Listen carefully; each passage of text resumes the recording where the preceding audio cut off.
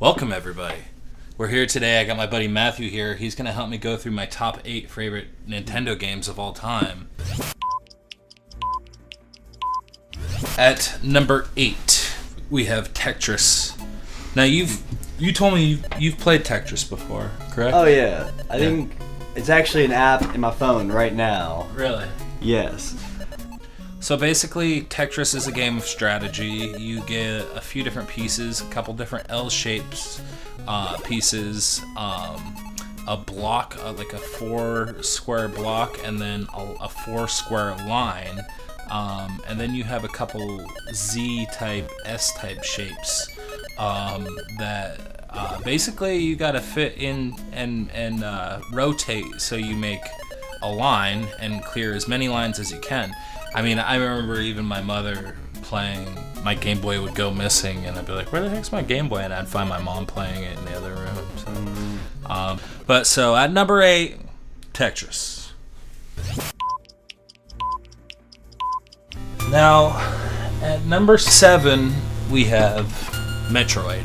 This game is incredibly difficult, but it's super awesome, and once you start getting some of the power-ups, it becomes less difficult and a lot more fun.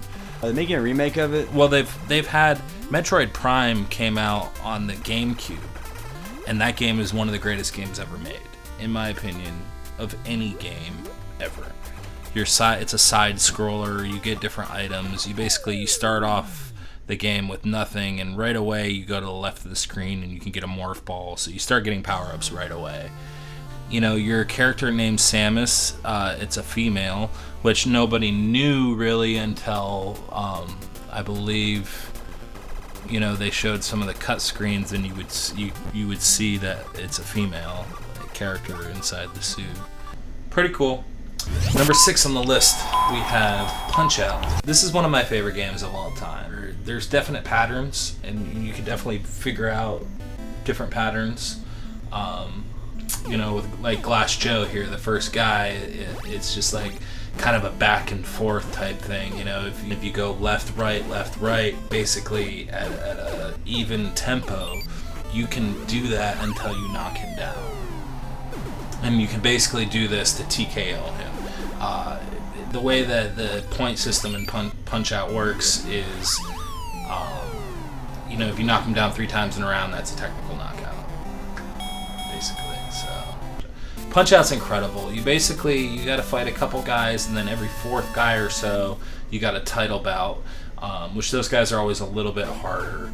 But as you can see here, when he does his little charge, all I gotta do is uppercut and it will knock him out. There's different tricks to beating each guy. They all have their own flaws.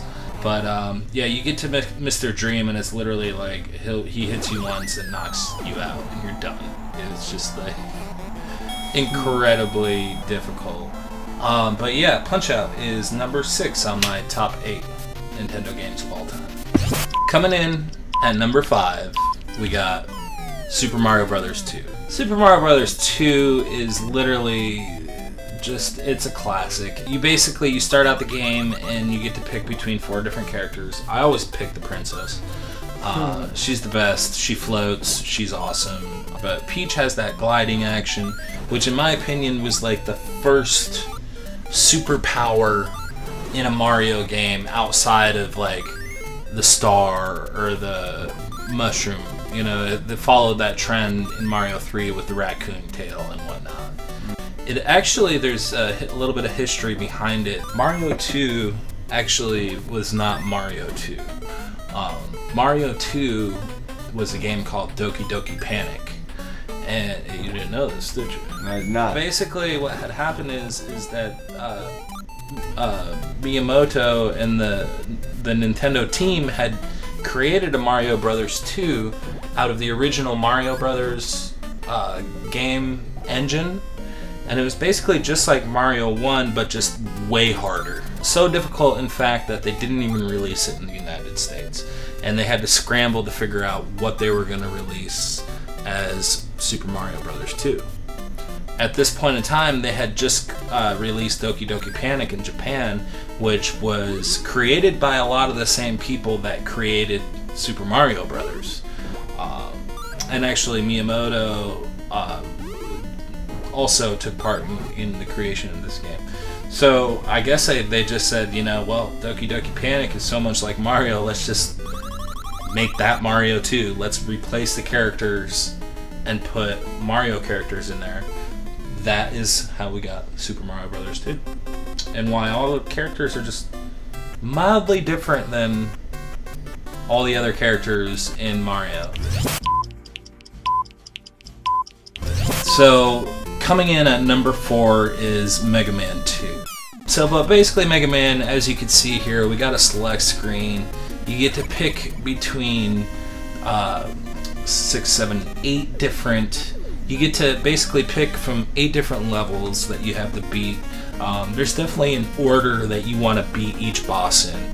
Each boss has its own special ability. You got Wood Man, Crash Man, Bubble Man, Metal Man, and etc. And basically, yeah, you want to use the different abilities to kill the different bosses at the end of each level. There's an almost like Pinocchio aspect to Mega Man. He was built by Dr. Light. Dr. Light was his creator to, fight against Dr. Wily and his cronies. So, coming in at number 4 is Mega Man 2. Coming in at number 3 is the original Super Mario Brothers. This game is an absolute classic. It is the standard that every side scroller was built upon. You're basically play as a guy named Mario and Luigi when you're playing 2 players, and you're basically going through each level, jumping over turtles and Goombas and all sorts of different characters, and the goal is to rescue the princess at the end of the game. Really like Mickey Mouse, I would say Mario for Nintendo. Because everyone knows who Mario is. Yeah, even if you've never played a Nintendo before, but you know Mario. Coming in at number 3, the original Super Mario Brothers. I mean, like I said, you cannot get much better. There's only one other side scroller, in my opinion, that is better than this, and that is my number 1. We'll talk about that in a second. So, coming in at number 2, we have The Legend of Zelda. Mario's great. It's some of my favorite, but this game, the world creation in here is just so unbelievable. So, but yeah, for me, this game is just incredible. You basically start off with nothing. You go into a little cave and get a sword, and then you set out on your journey. You have to fight all these bad guys around, and when you first play, you don't know kind of where you're going. There's so many different ways you can go, different directions, as you can see. And then you basically go through the game collecting different items, and you find different dungeons which you fight, or you have to go through and solve puzzles and whatnot to get through each dungeon.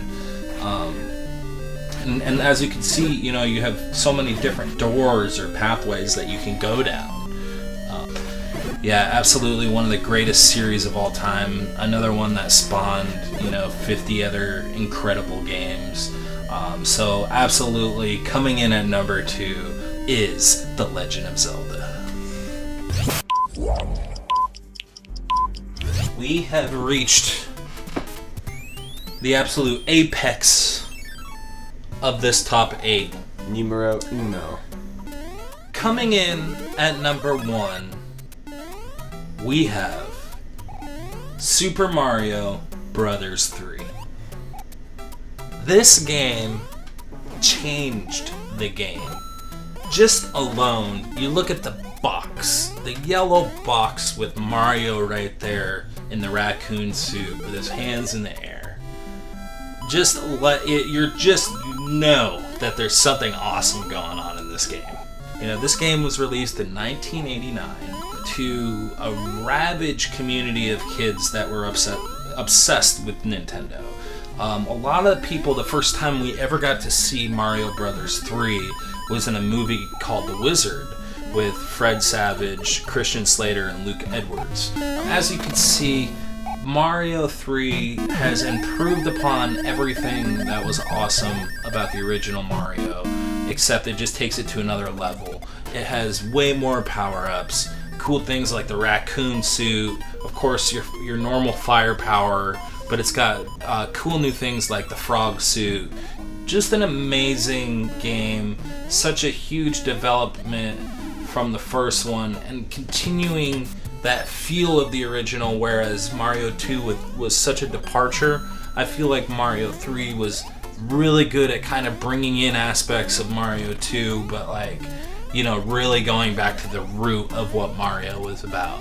So with absolutely no hesitation, absolutely number one on my top 8 Nintendo games of all time is Super Mario Brothers 3.